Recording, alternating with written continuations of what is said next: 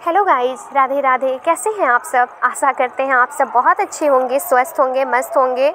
और ये देखिए, अब सुबह सुबह मेरे कान्हा जी स्नान कर रहे हैं। आज दिन है मंगलवार, तो मैं अपने कन्हैया को स्नान करा रही हूँ। और हाँ, आप लोग बहुत बार पूछे थे कि देखिए आप लड्डू गोपाल जी को प्रतिदिन स्नान कराती हैं ठंड के मौसम में। तो जी हाँ, हम प्रतिदिन लड्डू गोपाल जी को स्नान कराते हैं और हमें प्रतिदिन उनका स्नान भी कराना चाहिए, क्योंकि प्रभु को बिना स्नान के नहीं रखने चाहिए। हाँ, अब आपके ऊपर है कि मौसम को देखते हुए आप थोड़ा लेट भी उनको स्नान करा सकती हैं, ऐसा कोई प्रॉब्लम नहीं है। लेकिन मैं सुबह में ही स्नान करा देती हूँ। और हाँ, आप स्नान करा रहे हैं ना, तो जिस जल का आप यूज कर रहे हैं वो मौसम के अनुसार ही कीजिए। अगर गर्मी का मौसम है तो ठंडे जल का इस्तेमाल कीजिए, और ठंडे का मौसम है तो गर्म जल का इस्तेमाल कीजिए।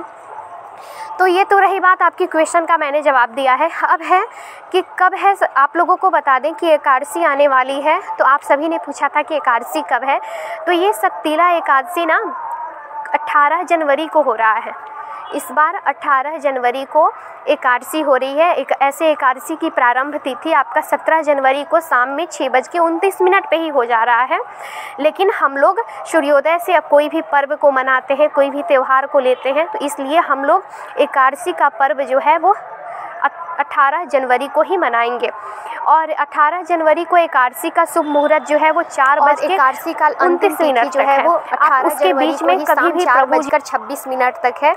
तो इसलिए हम लोग क्या करेंगे, तो एकादशी का तिथि जो है वो 18 जनवरी को ही मनाएंगे। अब जो लड्डू गोपाल जी की सेवा करते हैं, तो इस दिन ना तिल का खास से महत्व होता है। तिल का हम लोग 6 प्रकार से इसके प्रयोग करेंगे, जिससे हमारा समृद्धि बना रहे, हमारे घर में सुख शांति बनी रहे। तो उसके लिए हम कल तिल का इस्तेमाल ज़रूर करते हैं। तो अब तिल से हम क्या आपको बता रहे हैं कि तिल का आप किस किस तरह का यूज कर सकती हैं कल, जो आपके सुख समृद्धि का प्रतीक हो।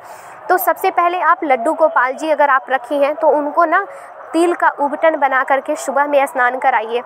उसके बाद स्नान कराने के बाद उनको पोशाक पहनाइए, पीले रंग के वस्त्र धारण कराएं। और उसके बाद वस्त्र धारण कराने के बाद फिर आप क्या कीजिए, तो उनको पूजा कीजिए। उनको भोग में कल तिल अवश्य लगता है, इसलिए कल तिल का लड्डू बना लीजिए, या जो भी आप तिलकुट ले सकती हैं। तिल का बना हुआ कोई भी भोग आप लड्डू गोपाल जी को चढ़ा सकती हैं।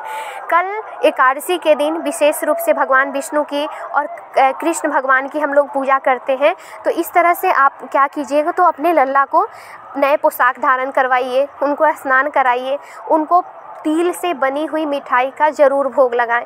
उसके बाद यदि आपके पास माखन उपलब्ध है तो माखन का भोग लगाएं। उसके बाद आप पूजा कीजिए। पूजा अर्चना करने के बाद तिल का कल हवन ज़रूर करना चाहिए। कल बुधवार है, तो आप अगले दिन तो नहीं कर सकते हैं ना, तो इसलिए कल ही आप बुधवार के दिन ही तिल का हवन करें और आहुति दें। आहुति दे करके भगवान विष्णु भगवान से आप प्रार्थना कीजिए, उनको सुख समृद्धि आपके जीवन में दें। तो ये तो रही कि आप 6 प्रकार से यूज कैसे कर सकती हैं। और अब रही तिल का के बाद का कि विशेष महत्व ये भी है कि इस दिन हमें तिल का दान अवश्य करना चाहिए। एकादशी के दिन हमें ब्राह्मणों को दान अवश्य देना चाहिए। और इसकी एक प्राचीन कथा भी है, जो कि आप लोग भी जानते होंगे कि एक महिला थी, उनके पति का मृत्यु हो गया था। तो वो क्या करती थी कि सतीला एकादशी रखी थी, और माघ के महीने में इन्होंने रखा भी था, पूजा भी करती थी, काफ़ी धार्मिक काम भी करती थी, लेकिन वो ब्राह्मण को दान नहीं देती थी। तो एक बार विष्णु भगवान को अजीब सा लगा ये बात, नारद जी जाकर के पूछे कि वो किसी ब्राह्मण को दान में नहीं देती हैं। तो ये बात विष्णु भगवान को बड़ा सताने लगा। तो ये क्या हुआ ना कि विष्णु भगवान स्वयं भिक्षुक का रूप धारण करके, एक साधु का रूप धारण करके वो उनके द्वार पे गए और उनसे जब भिक्षा मांगी, तो उन्होंने क्या किया था, तो एक छोटा सा गोबर का टुकड़ा उठा करके प्रभु को हाथ में दे दिए थे। तो ये भगवान जब उनकी मृत्यु हुई तो वो बैकुंठ धाम पहुँची, तो उनको एक घर मिला, कुटिया थी छोटी सी, और उस कुटिया में कुछ भी नहीं था। तब प्रभु ने क्या कहा, तब वो आई प्रभु के पास कि हम तो इतना धार्मिक काम करते हैं, हम इतना पूजा पाठ करते थे, और आपने मेरे लिए क्या किया है। प्रभु जो भी अपना ये उनके मन का कष्ट था वो प्रभु के सामने व्यक्त की। तब वही प्रभु ने बोले कि जब तुम तिला एकादशी करोगी, इसके महत्व को लोगों को बताओगी, तो ये क्या कि एक व्यक्ति को महत्व के बारे में बताई। तो उसके बाद प्रभु ने उनके घर में अन्न धन की वर्षा की। इस तरह से उनका जीवन सुखमय बीता। तो इसका भी एक प्राचीन कथा है जो कि मैं आपको बताई हूँ, संक्षेप में ही बताई हूँ, नहीं तो वीडियो बहुत लंबी हो जाती। इस दिन आप ब्राह्मणों को दान अवश्य दें, हो सकता है जो भी आपके पास उपलब्ध हो, लेकिन तिल अवश्य दान देना चाहिए।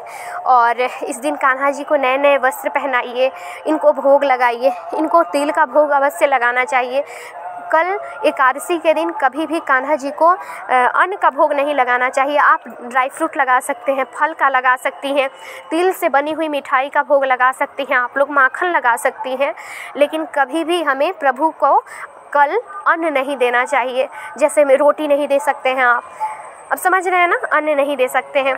उसके बाद आप कान्हा जी को प्रेम पूर्वक पूजा कीजिए उनका, क्योंकि कल पूजा का भी विशेष महत्व है, इसलिए हमें कल पारंपरिक ढंग से हमें पूजा करनी चाहिए। अपने मन को स्थिर रख करके पूजा करना चाहिए, क्योंकि इस एकादशी की काफ़ी महत्व है। तो ये देखिए, आप लोगों को जानकारी देते देते मेरे लल्ला तैयार भी हो गए हैं। तो उम्मीद करते हैं आपको ये वीडियो अच्छा लगा होगा। तब तक के लिए बाय बाय, राधे राधे, जय श्री कृष्ण। और हाँ, सत्तिला एकादशी की हार्दिक शुभकामना।